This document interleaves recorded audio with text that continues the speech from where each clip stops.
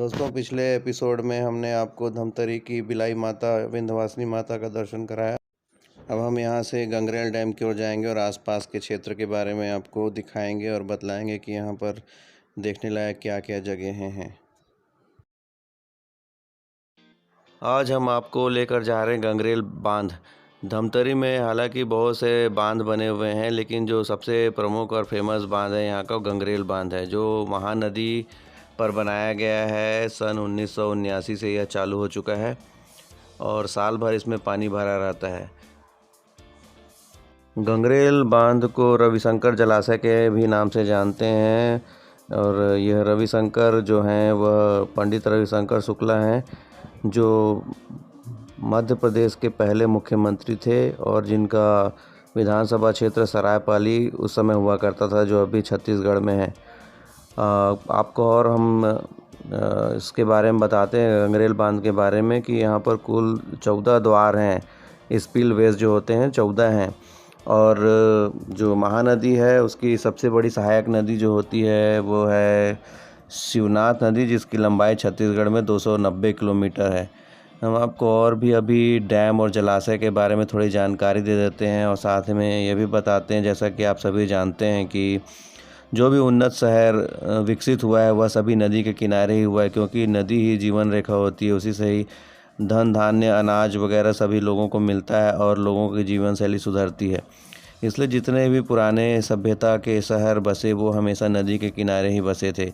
अब आपको हम बता देते हैं कि जो प्रमुख नदियां हैं जिनके किनारे बड़े बड़े शहर हैं उनके नाम, जैसे कि उज्जैन क्षिप्रा नदी है, जबलपुर में नर्मदा नदी है, अयोध्या अगर आप जाएंगे तो वहाँ सरयू नदी मिलेगी। उसी तरह छत्तीसगढ़ में अगर आप आगे की ओर जाएंगे, धमतरी से जगदलपुर पड़ता है, वहाँ इंद्रावती नदी है। ताप्ती नदी बैतूल और सूरत की प्रमुख नदी है।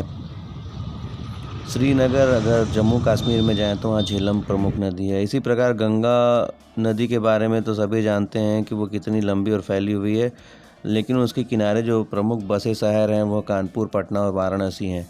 इसी प्रकार यमुना नदी के किनारे फेमस आगरा बसा हुआ है और पंजाब का नाम ही नदियों के आधार पर रखा गया है, पंचनद अर्थात पंजाब। तो इन सब चीज़ों से आप समझ सकते हैं कि नदी का महत्व कितना ज़्यादा है। चलिए हम आपको गंगरेल बांध के बारे में और बताते हैं कि इसकी साइज़ जो है गंगरेल डैम की, वह हाइट में देखें तो 100 फीट है और अगर लंबाई में देखें तो 6004 फीट की लंबाई का यह बांध बनाया गया है।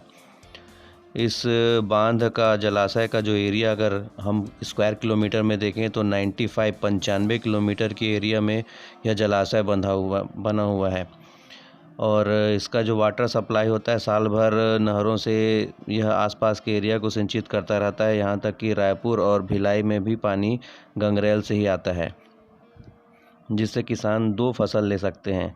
इसके अलावा यहाँ हाइड्रो पावर प्रोजेक्ट भी लगा हुआ है जो 10 मेगावाट का है और बीएसपी जो भिलाई का पावर प्लांट है वहाँ पर जो पानी की सप्लाई होती है वो गंगरेल डैम से ही होती है, यानी कि बीएसपी का जो की सप्लायर है पानी का वो गंगरेल डैम ही है।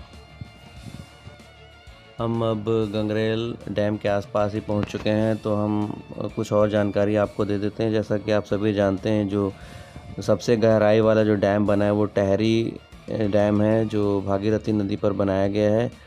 इसी प्रकार जब हम लॉन्गेस्ट डैम की बात करते हैं तो हीराकुंड डैम सबसे लंबा, बड़ा नहीं लंबा कहेंगे, क्योंकि वो 25.8 किलोमीटर की लंबाई में फैला हुआ है और जो महानदी की मुहाने पर बनाया हुआ है और उड़ीसा में स्थित है। इसी प्रकार जब लार्जेस्ट डैम की बात करते हैं हाइट में, तो भाखड़ा नंगल डैम है जो सतलज नदी पर बनाया गया है और वो हिमाचल प्रदेश में स्थित है।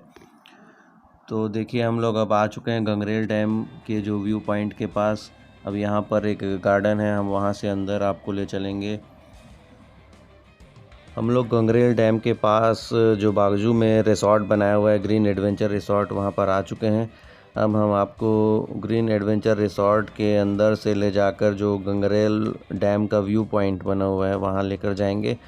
और गार्डन भी देखिए आप लोग, यहाँ बहुत ही सुंदर गार्डन बना हुआ है और यहाँ पर लोग पिकनिक मनाने के लिए आते हैं। चूँकि अभी कोरोना चल रहा है तो आसपास की सभी दुकानें बंद हैं, लेकिन कुछ दुकानें फिर भी अभी खुली हुई है। पानी का बॉटल वगैरह आपको यहाँ पर मिल जाएगा। सामने कुछ छोटे मोटे शॉप्स हैं वो खुले हुए हैं।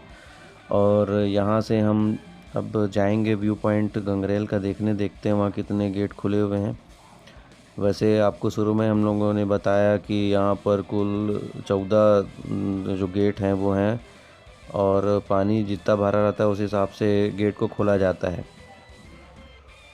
आप हमारे साथ गंगरेल डैम घूमने के लिए अंदर गार्डन चलिए, जब तक हम आपको और भी कुछ जानकारी देते हैं जो आसपास में देखने लायक जगह है। उसमें आप माँ अंगार मोती का मंदिर है जो 500 मीटर की दूरी पर ही है। जैसे ही आप यहाँ दृश्य देखकर गंगरेल डैम का वापस निकलेंगे ग्रीन एडवेंचर रिसोर्ट से, तो 500 मीटर की दूरी पर ही आगे माँ अंगार मोती का मंदिर है। हम आपको वहाँ ले चलेंगे, और साथ ही वहाँ पर बरदीहा लेक व्यू टूरिस्ट कॉटेज भी बना हुआ है जहाँ पर रुक सकते हैं आप लोग। और यहाँ पर डे का जो चार्जेस है 6300 है, और यह वुडन मटेरियल से बना हुआ कॉटेज है, उसका चार्ज है। और अगर आप सीमेंटेड में रहना चाहें तो 3600 रुपये के आसपास पर डे पर पर्सन का चार्ज यहाँ पर लिया जाता है। साथ ही इस बरदीहा लेक व्यू जो है पॉइंट, वहाँ पर एंटार्क्टिका वर्ल्ड वाटर स्पोर्ट्स नाम से एक फैसिलिटी दी गई है। जो टूरिस्ट आता है यहाँ पर, वह जैसे गोवा में लोग घूमने जाते हैं तो क्रूज़ और बोट में यार्ड में घूमने के लिए जाते हैं, उसी प्रकार इस एरिया में भी बनाया गया है, जिसे आजकल आसपास के लोग मिनी गोवा के रूप में जान रहे हैं और बोल रहे हैं। तो हम आपको यहाँ पर भी लेकर चलेंगे। और साथ ही माता अंगार मोती का मंदिर है, जो उससे अगर आगे आप जाएंगे तो इको एडवेंचर कैंप शुरू में चल रहा था, अभी तो वह कैंप बंद है, तो हम आपको उसका थोड़ा ग्लिम्स दे देंगे। हालांकि वहाँ पर जो बनाया गया है एडवेंचर के लिए, जो जिप लाइन, टार्जन रोप, लैडर या बर्मा ब्रिज, इस टाइप की चीज़ें जो बनी हुई है, वह टूट फूट रहा है और उसे कोई मेंटेनेंस वहाँ का नहीं कर रहे हैं लोग। तो हम आपको उसका थोड़ा एक ग्लिम्स दे देंगे। अब वह सभी चीज़ें हैं जो फॉरेस्ट विभाग के अंदर में आ रही हैं। क्योंकि अभी कोरोना चल रहा है, इसलिए इसे मेंटेन भी नहीं किया गया, बहुत दिन से जगह बंद है। लेकिन दोस्तों, फिर भी हम आपको इसके बारे में थोड़ा सा बता देंगे कि वह कैसी जगह है और वहाँ आप क्या क्या एक्टिविटी कर सकते हैं कोरोना का जो प्रकोप है वो हट जाए उसके बाद। साथ ही यहाँ से जब हम निकलेंगे धमतरी से, तो बालोद रोड में अगर आगे की ओर जाएँ तो वहाँ एक ओना कोना शिव मंदिर, जो नया मंदिर है दोस्तों, उतना पुराना नहीं है, लेकिन रिवर साइड व्यू बहुत ही अच्छा है वहाँ का। तो कुछ लोग अभी अब जा रहे हैं वहाँ पर भी पिकनिक मनाने के लिए, तो हम उसके बारे में भी थोड़ा सा आपको इस वीडियो के अंत तक बता देंगे। तो आप अभी गंगरेल डैम का जो कितना गेट खुला है वो देखते हैं, और वहाँ का व्यू पॉइंट कैसा है ज़रा जाके देखते हैं। दुनिया में कोई था ही नहीं। मोटी गार्डन देखने जहाँ जबरदस्ती जाना चाहते हैं।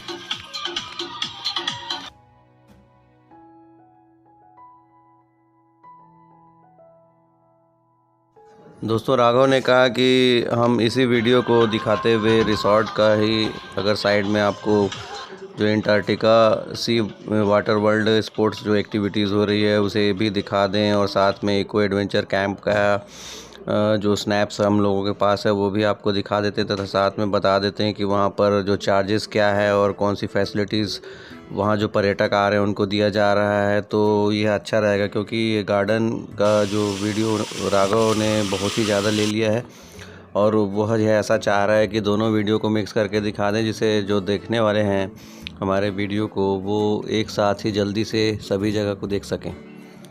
तो हम आपको आगे साथ में मिक्सअप करके दिखा देते हैं वीडियोस। अभी आप गूगल मैप पर जो देख रहे हैं दृश्य, हम उसी रास्ते से होके जाएंगे।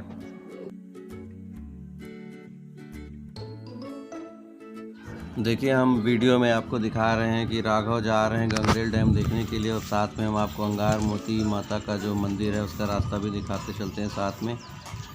देखिए, राघव मंदिर की ओर आगे बढ़ रहे हैं और इधर वो गंगरेल डैम का व्यू पॉइंट देखने जा रहे हैं। तो जैसे ही जगह पहुंचते हैं, आप दोनों जगह को एक साथ देख सकेंगे कि गंगरेल डैम में कितना गेट खुला हुआ है और जो अंगार मोती माता है वहाँ पर मंदिर, वहाँ पर कितने श्रद्धालु जन उपस्थित हैं। तो हम आपको रास्ते में और बताते चलते हैं कि गंगरेल डैम की स्थापना का कार्य 1971-72 से चालू हुआ था और वह 1979 में बनकर तैयार हुआ। इस डैम को बनाने के लिए 52 ग्रामों को जो डूबा क्षेत्र में आ रहे थे उन्हें हटाया गया, विस्थापित किया गया और डैम का निर्माण किया गया। ऐसी जन मान्यता है कि सिहावा में जो अंगिरा ऋषि हैं उनका आश्रम है और उनकी पुत्री ही वन देवी या अंगार मोती माता के नाम से फेमस है। ऐसा भी कहा जाता है कि गंगरेल में उनका पैर है और सीता कुंड जो धमतरी में स्थित है वहाँ माता का धड़ है। और जो मछुआरों को तालाब में जाल फेंकने से मिला और उन्हें स्वप्न आया कि वह वन देवी वहाँ पर पत्थर नहीं है, वन देवी है, तो उन्होंने उसे निकाला और स्थापित किया। मूलतः बस्तर के धाप चापर गांव में यह मूर्ति थी जिसे चुरा कर ले आए थे यहाँ और बाद में इसे स्थापित किया गया। ये हम लोग अंगार मोती माता के मंदिर भी पहुंच चुके हैं, प्रांगण में हैं और अब हम आपको माता का दर्शन करा देते हैं। जय माता अंगार मोती। ग्रामीण जनवासियों द्वारा इस मूर्ति के आसपास शेर और विषैले सर्पों को भी देखा गया है, जो माँ दुर्गा और वन देवी का प्रतीक है। नवरात्रि में यहाँ विशेष रूप से मड़ई यानी मेला लगता है और ज्योति कलश की स्थापना यहाँ की जाती है। यहाँ पर मड़ई विशेष रूप से आसपास के गांव के लोग आते हैं तथा मंदिर के पास में ही शीतला माता, दंतेश्वरी और भैरव बाबा की मूर्ति स्थापित है। आप जब यहाँ से महानदी के तट की ओर जाएंगे तो आपको जो इको एडवेंचर कैंपस वाला एरिया है वो आगे नज़र आएगा। साथ ही जो वाटर स्पोर्ट्स एक्टिविटीज़ होती है जिसमें स्टीमर वगैरह चलते हैं वो भी आपको यहाँ से दिखाई दे देगा। तो हम आपको अब वहाँ भी साथ में ले चलते हैं और दिखाते हैं कि वहाँ कौन कौन सी एक्टिविटीज़ होती है। बर्दिया लेक व्यू रिज़ॉर्ट जो है वो रुकने की व्यवस्था है वहाँ पर। मैंने पहले भी आपको यहाँ पर बता दिया है कि उसकी चार्जेस अलग अलग हैं और इससे लगा हुआ एरिया है जो जिसे आजकल लोग मिनी गोवा कह रहे हैं। हम आप उसका ड्रोन व्यू दिखा रहे हैं। आप देख सकते हैं कि यह ऊपर से कितना सुंदर नज़ारा नज़र आ रहा है सूर्यास्त का और जो लेक बोल रहे हैं जिसे बहुत ही सुंदर दिख रहा है। देखिए कॉटेज भी दिख रहे हैं। ये कॉटेज के चार्जेस मैंने बताया और ये डैम जो है उसके जस्ट अपोजिट साइड में जहाँ पर हम लोग अभी दिखाई दे रहे हैं। गंगरेल डैम के व्यू पॉइंट पर राघव भैया देखिए नहा रहे हैं। उन्होंने पानी के बहाव का बहुत ही ज़्यादा आनंद लिया। उन्हें बहुत ही अच्छा लगा ये जगह क्योंकि पानी साफ था और उसमें एक अच्छा बहाव था।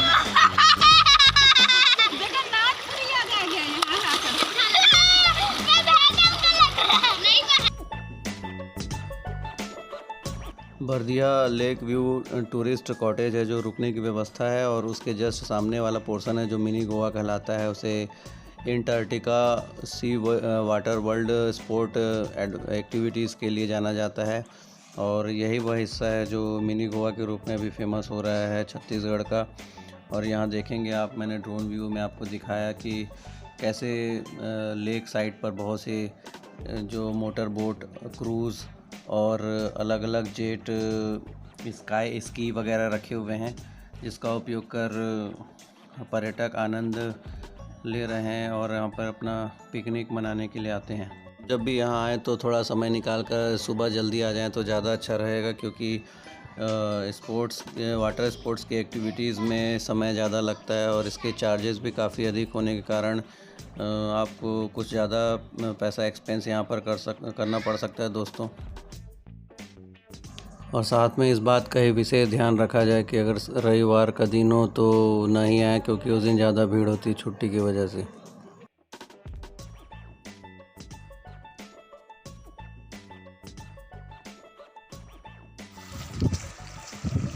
और नहाने के बाद देखिए बच्चे कितने फ्रेश दिखते हैं, गोल्डन फ्रेश। हम आपको अभी जितने यहाँ पर बोट और वाटर साइकिल वगैरह रखे हुए हैं उसका रेट भी बता देते हैं चार्ट में आपको। और यह जो चार्जेस चार्ट में आपको दिखाई देगा वो चार्जेस जो है प्रति व्यक्ति की दर से लागू होता है। यहाँ पर सिर्फ एक बोट है जो शेयरिंग वाला है, जिसमें 40 व्यक्ति एक साथ बैठ सकते हैं, लेकिन उसके लिए वेट करना पड़ता है। जब तक 40 व्यक्ति उसमें नहीं हो जाते तब तक आप नहीं बैठ सकते। लेकिन दोस्तों 100 रुपये देकर भी आप यहाँ पर पानी का बहुत अच्छा नज़ारा और आनंद ले सकते हैं। तो अगर ज़्यादा पैसा आप खर्च नहीं करना चाहते हैं अलग अलग जो बोट है उसमें, तो आप इसमें बैठकर भी आनंद ले सकते हैं पानी का।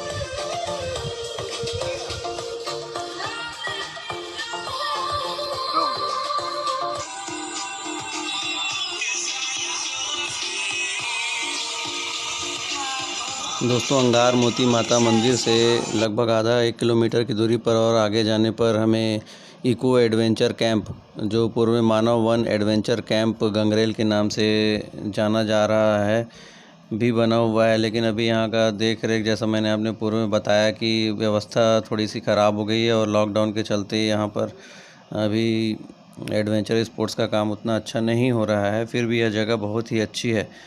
तो ओवरऑल देखा जाए तो गंगरेल जाएं तो इन 4 स्पॉट पर जो पास में ही हैं आप जाकर अपने पूरा दिन एंजॉय कर सकते हैं। दोस्तों ये जगह बहुत ही अच्छी है और आप मेरे हिसाब से तो ज़रूर जाइए और यहाँ पर जितने जगह है वहाँ घूमिए और जल्दी जाएं और अच्छे से दर्शन करिए और आनंद लीजिए जगह का। धन्यवाद।